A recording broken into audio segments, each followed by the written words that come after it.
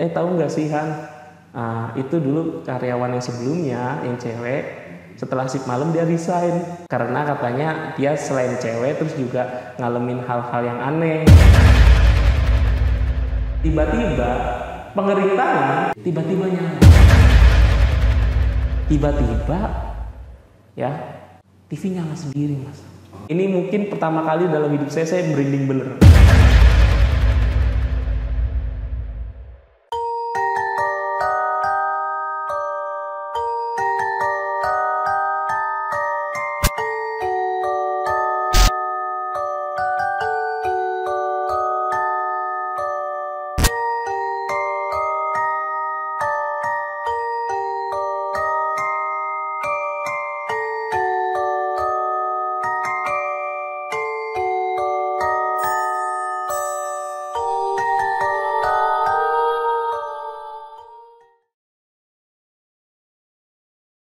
Waduh, ini jadwal syuting temen gue yang satu mana ini? Belum datang juga. Coba gue panggil pakai botol aja. Loh, kok yang datang beda? Loh, ngapain manggil gua, Ton? Tadinya nggak manggil lo juga gue. Terus? Salah ini botol berarti. Ulah. Tapi ya udahlah, nemenin gue ngobrol-ngobrol soal pengalaman-pengalaman mistis. Nah, terus narasumbernya siapa nih sekarang? Nggak tahu juga siapa, makanya kita panggil. Yaudah, oke. Yuk bantu gosok ya, biar datang. Lah, di mana saya? Loh, di mana ini? Temen lama gua. Itu Mas Tono. Halo, Apa kabar? Apa kabar? Alhamdulillah halo. baik. Handi. Ya, Tegar. Udah lama nggak ketemu Iya. Mas Handi ini. Udah lama banget ya. Dan ketemunya di sini. Iya, saya tiba-tiba langsung datang di sini aja. Di mana ini? Di studio Alur Kehidupan. Oh, Studio baru, Mas. nih. Kalau udah nyampe sini, Mas, harus ada cerita-cerita serem, cerita-cerita horor. Wah, saya punya tuh. Pasti harus punya. Iya. Kira-kira cerita apa nih, Bang, yang mau dibagikan kepada? Ini yang paling baru deh ya. Ah. Jadi waktu itu saya kerja juga, jadi kan sama Mas Tono kerja di media. Sebelumnya saya juga kerja di media, tapi medianya beda. Saya kerja di sebuah media di Palmerah lah, lantainya ada 6 lantai gitu. Mas Itu Tegar media juga. terkenal banget ya? Terkenal banget lah pokoknya. banget. Saking terkenalnya sampai ada shift malam gitu Iya. kan. Karena kan harus Banyak produksi banyak berita. produksi berita. Dan akhirnya saya masuklah di situ. Ya masuk jam siang ya biasa saja. Itu Banyak tahun orang. berapa, 2014 berarti ya, 2014. Oh, berarti sebelum kita sekantor Belum, ya? kita kan kantor 2017. 2017-an. Jadi ya udah, ya kantor seperti biasa. Cuman ternyata waktu ngelamar kerja tuh nggak tahu kalau ada shift malam, ya kan? Nah, Biasanya juga biasanya kerja kan saya pikir ya namanya shift siang, apalagi apa wartawan namanya, kan? lulus kuliah ya kerja kan normalnya iya siang. siang kan. Wah, kok ada shift malam gitu. Biasanya di shift malam kan di pabrik kan biasanya ada. Iya kayak gitu. Itu pun ya shift malam ya. Saya juga baru tahu kan. Oh, harus malam ya? Ya udah.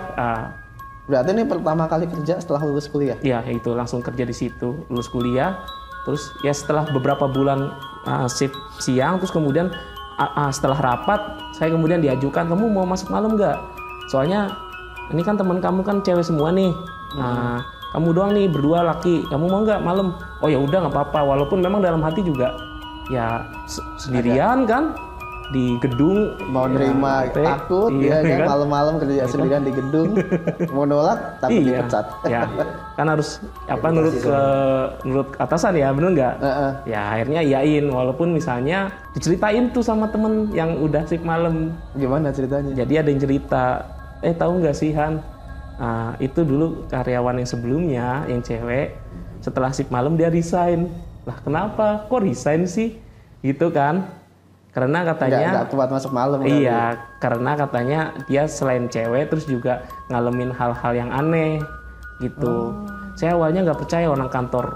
Maksudnya kalau siang itu rame kan, banyak orang, masa ya tempat seramai ini ada penunggunya gitu kan? Nggak masuk akal. Masuk akal, katanya sih dengar suara langkah perempuan sama cekikikan, pokoknya suara langkah deh gitu saya dengarnya, kayak gitu sama cekikikan perempuan. kayak gitu. Makin nambah takut dong. Oh iya dah, malam. diceritain itu dong, langsung prolognya gitu kan. Akhirnya masuk malam. Masuk malam sih pertama aman-aman aja, nggak ada masalah. Terus kemudian di rolling lagi, jadi masuk siang ya normal lagi. Terus kemudian minggu berikutnya karena per minggu kadang. Jadi lama-lama yang tadinya saya cuma 2 minggu karena saya kemudian dianggap betah mungkin sama atasan, akhirnya diperpanjang dari cuma seminggu, 2 minggu sampai per 3 bulan sekali. Harus masuk malam terus. Harus masuk malam. Jadi ketika pas masuk siang kan karena nggak pernah ikut rapat juga, loh karyawannya udah beda lagi gitu. Terus kejadian seram apa tuh yang dialami? Ya biasa ya, karena kan saya di bagian kurasi artikel ya ngedit gitu, dan waktu itu ruangan itu kalau malam nggak kayak siang. Kalau siang kan lampunya dinyalain semua gitu kan, AC juga nyala. Nah kalau malam itu, jadi ruangannya itu bentuknya persegi gitu loh, persegi kan. Nah kotak gitu ya. Ruangan sebelah kanan saya lampunya gelap, belakangnya gelap, belakang saya juga gelap. Yang dinyalain itu 1-2 lampu saja. Yang buat kerja aja. Karena kan penghematan ya malam-malam juga kan dan sebagainya. Saya juga waktu itu masih belum kuat AC tuh, jadi dengan kipas pun nggak masalah gitu. Dan ya namanya ngurasi sendirian, fokus gitu kan.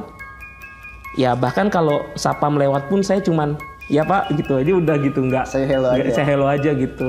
Ya, karena ngontrol kan ya tugasnya mereka. Nah waktu itu sapam lagi nggak ngontrol tuh. Ya udah ngetik aja gitu ya, biasa aja karena biasanya juga begitu.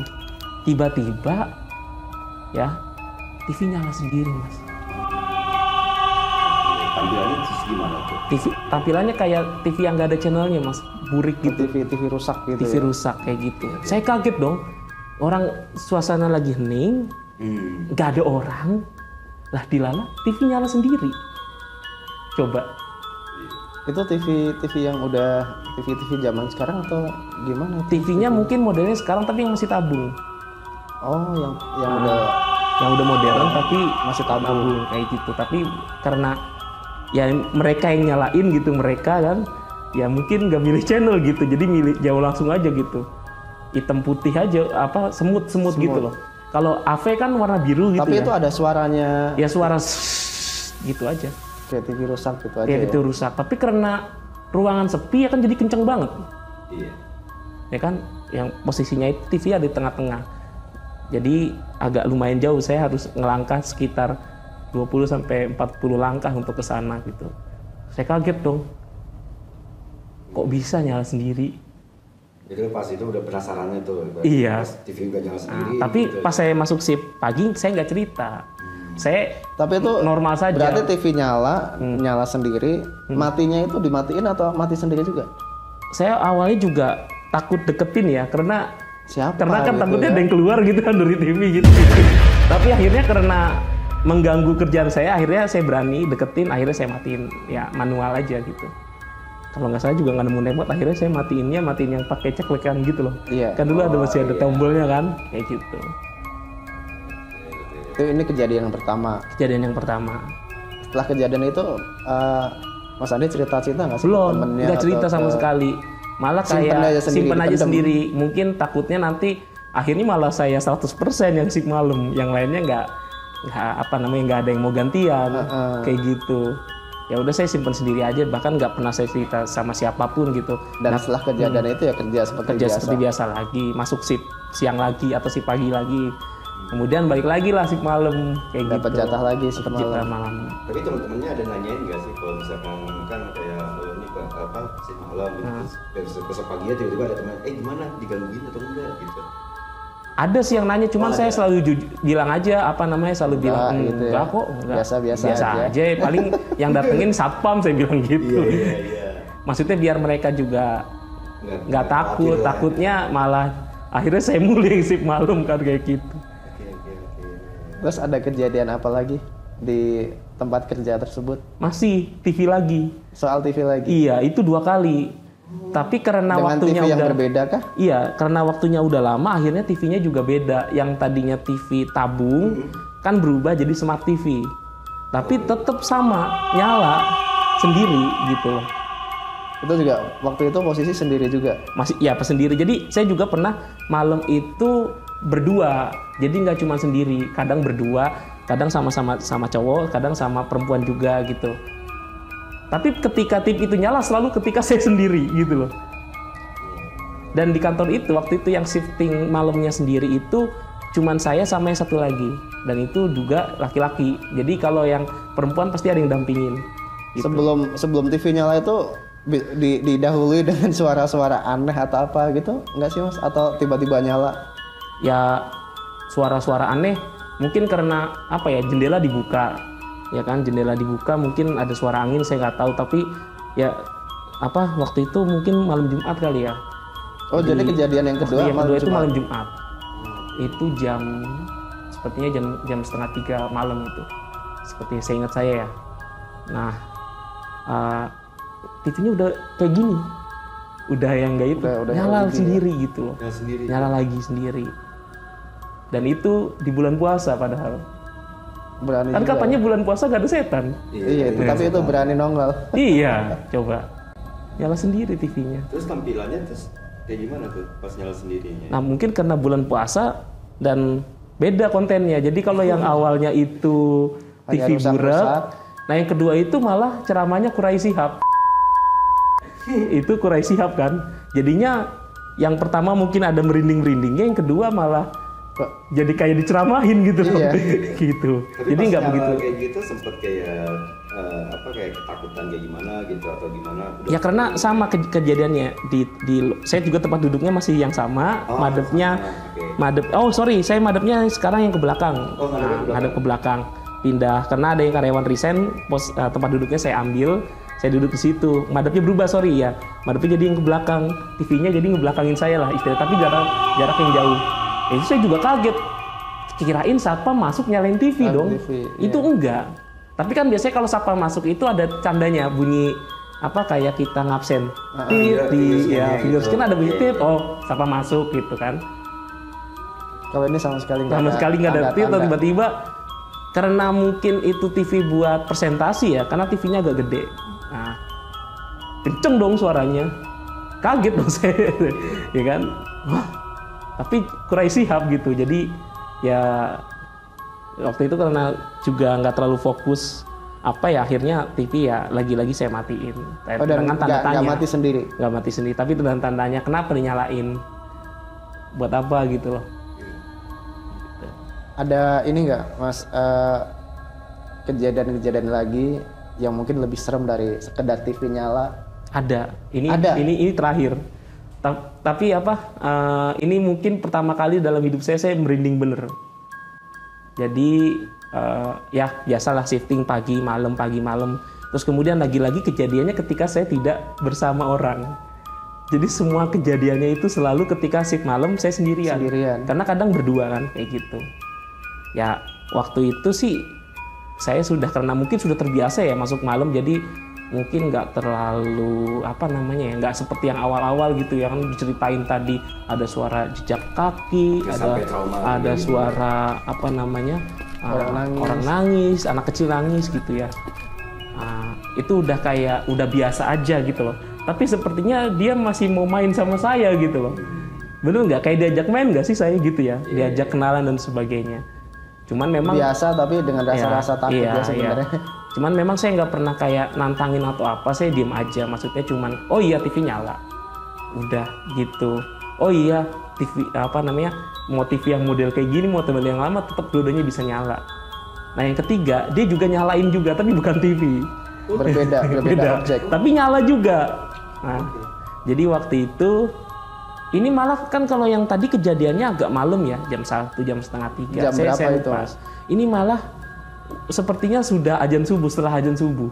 Jadi saya mau sholat subuh. Nah itu masih di gedung yang sama, lantai yang sama, cuman ruangannya beda. Ya ruangan berbeda. Jadi tempat sholat sama tempat kerja beda ruangan, ya kan? Dan saya biasanya walaupun masuk sendiri, lagi-lagi kan sudah karena walaupun udah mengalami kejadian aneh, tapi karena udah tiap hari saya di sono, makanan saya sehari-hari kan kita harus juga bertindak normal, nggak mungkin tiap hari kita dihadap merasa ketakutan gitu kan. Ya akhirnya saya wudhu biasanya, tapi kayak nyari celah aja saya gitu loh. Biasanya tuh saya kalau mau sholat ke kamar mandi, pasti saya nyalain lampu. Karena ya gelap kan. Tapi karena saya sudah merasa waktu itu, tempatnya di situ kok nggak mungkin berubah kan tempat wudunya kan. Udah hafal lah. Dari pintu tinggal lurus, nyalain keran, ya udah wudu lah, normal pada normalnya gitu. Lah dilala di hari itu mungkin juga. Ya itu tadi saya lengah dan sebagainya, nggak nyalain lampu. Tiba-tiba pengering tangan yang letaknya dari tempat wudu itu cukup berjarak ya, sekitar 1,5 meter atau 2 meter lah, agak cukup jauh sih. Tiba-tiba nyala. Itu saya langsung gemetar untuk pertama, bener-bener siapa gitu loh. Iya. Itu kalau saya ngegambarin, nah ini saya merinding. Maksudnya ketika ngegambarin situasi seperti itu, gimana rasanya? Ruangan gelap, kamar mandi kamar mandi kantor kan kalau ketutup pintunya kan pasti gelap full ya. Iya. Kayak gitu. Dan kayak gitu kan harus pakai sensor kan. Sensor, Iya, nggak ada orang di sensor. situ. Kalau nggak sensor biasanya nggak nyala. Ya nggak nyala dong, letaknya jauh. Jadi bukan karena tangan saya gini, enggak. Saya juga nggak mungkin tangan saya ngapain kayak gini-gini kan. Itu nyala. Itu sempat lama atau cuman sekian? Ya kayak orang lagi Ngelilin tangan biasa. Saya gemeteran, dia berhenti. Mungkin dia itu berpikir ya misi sukses. Saya gemeteran. Saya gemeteran keluarlah kamar mandi. Tapi karena waktu itu saya ya niatnya mau ibadah, ya harus berani dong kalau head to head. Sebelum saya keluar kamar mandi memang ngerasa kayak seperti ada kain yang berkibar gitu loh, tapi sekelibat gitu. Tapi waktu itu saya cuman kayak di belakang aja gitu. Oh, jadi kayak setelah keluar.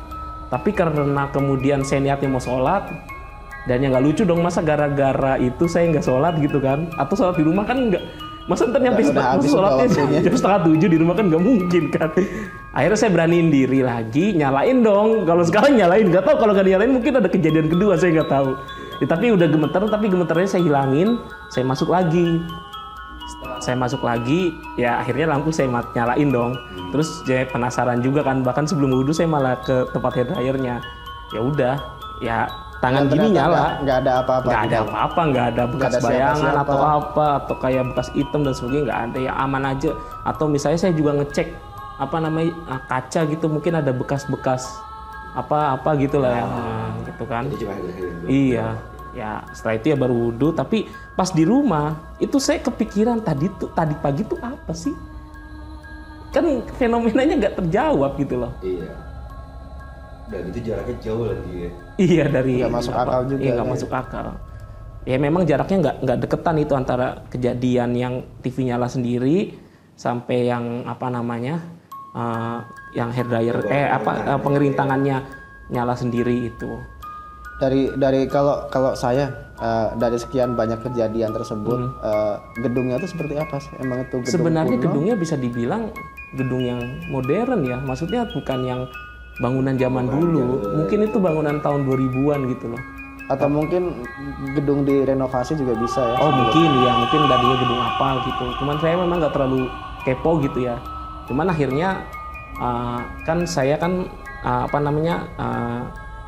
ada panggilan kerja yang lain, saya lihat opportunity-nya juga bagus ya. Sebelum yang tempat ke Mas Tono, saya juga sempat kerja di tempat lain gitu Mas.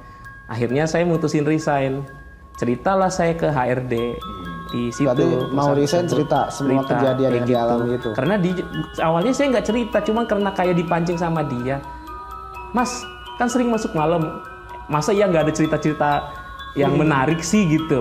Karena saya dengar dari karena dia HRD udah tua daripada saya kan, mungkin juga kan tadi yang cerita juga ada anak yang resign, yang cewek itu mungkin juga cerita juga kayak HRD, atau mungkin udah jadi kayak buah bibir gitu loh, cerita yang udah nyebar di kantor lah ya.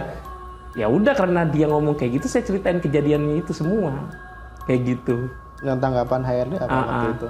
Tanggapannya serem juga ya Mas kayak gitu. Kalau yang pengering tangan itu sih Mas yang menurut saya juga nggak masuk akal sih, dia bilang gitu. Tapi kita nggak ada yang ngerjain kok, dia bilang gitu. Maksudnya bukan yang di setting gitu loh. Bukan yang ini. Dan ini real true story. Real story. Bahkan saya kan akhirnya masuk si pagi, tapi saya udah sering pakai kamar mandinya yang sono karena kan yang di sono apa namanya hair dryernya tuh dicopot akhirnya.